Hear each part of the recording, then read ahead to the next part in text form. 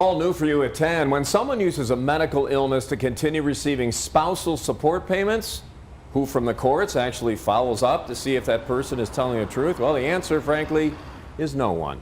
This woman's attorney says she's too sick to work, but tonight there are questions over how long someone should continue to support an ex following a divorce.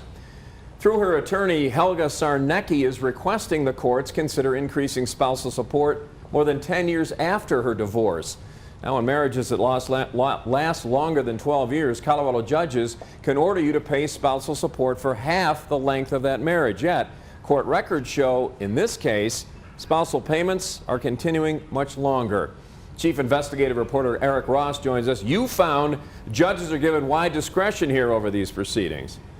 Rob, good evening. Colorado lawmakers passed legislation related to spousal support by creating a chart showing how long someone may be expected to pay following a divorce.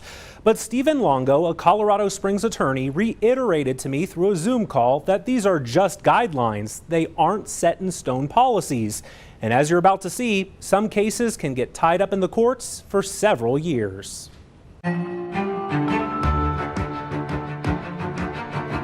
I just don't think the courts have a way to follow up on things. Greg Sarnecki is frustrated having to pay spousal support to his ex-wife following a 14-year marriage that ended more than a decade ago. Court records show Greg was ordered to pay his ex-wife Helga $1,400 a month from 2009 to 2013. In 2014, those payments were reduced to $600 a month, then to $300 a month beginning in December 2017. By this time, 7 years had passed, half the length of the marriage.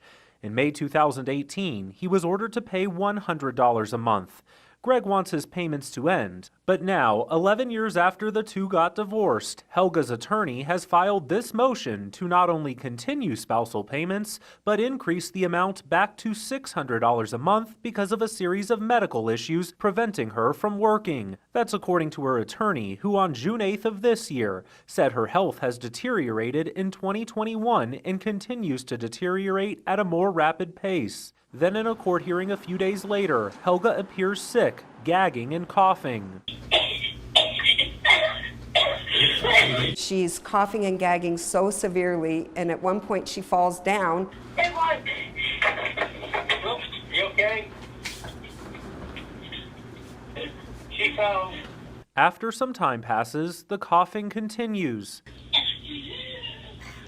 But Greg and his new wife, Teresa, say anytime alimony payments are about to end or potentially get reduced, Helga seems to have some major medical illness to inform the courts about. If somebody could just follow her on a daily basis and see how she is when she goes to the grocery store, all we can do is show before and after videos of when she's not being watched, how she is, and then the videos of when she is in a courtroom, how she is. More than 7 years ago, the courts heard from one of Helga's former employers, who said that Helga was no longer fully capable of working with a building maintenance company due to limitations with lifting and not being able to perform other physical activities. But just 3 days before that June court appearance this year where you can hear her collapsing, Helga's next-door neighbor recorded video from her phone.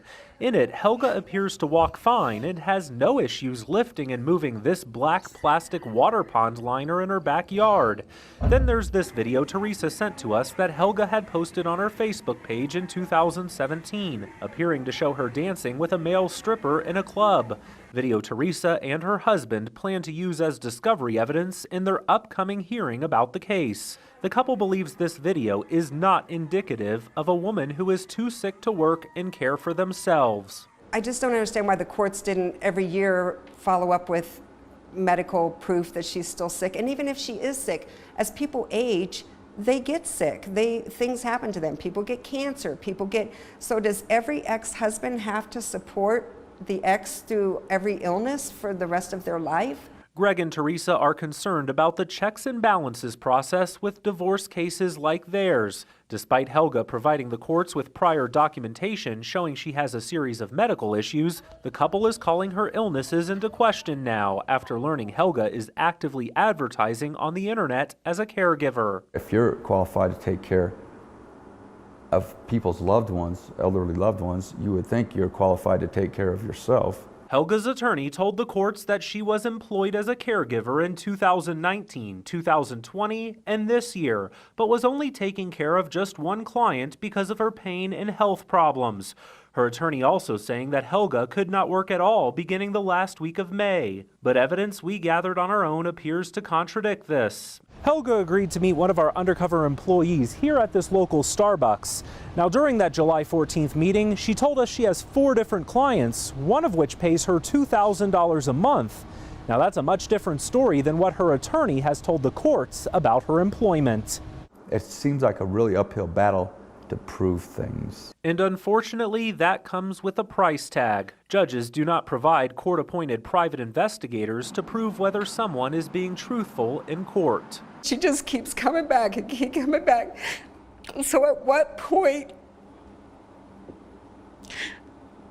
we could have, she said she wanted $25,000, but it's, maybe end up costing us that and more just to prove she is lying. Greg and Teresa have hired an attorney to fight Helga's new request for additional payments. A motions hearing on this matter now scheduled for November. Now, we reached out to both Helga and her attorney to get their side of the story. After multiple phone calls, we finally did get a hold of Helga's attorney, who told us he had no comment because of pending litigation. Rob? Yeah, and Eric, what about the judges presiding over these cases? What do they have to say about this? And ultimately, is there a solution here? Yeah, well, according to a court spokesperson, all judges in Colorado are prohibited from talking about specific cases under the Colorado Judicial Code of Conduct. As far as the solution here, well, unless lawmakers decide to amend how this current guidance is written, the ultimate decision for how long someone may be ordered to pay support ultimately rests in the hands of that judge. Much more on this story can be found in the web version on KOAA.com. Diane?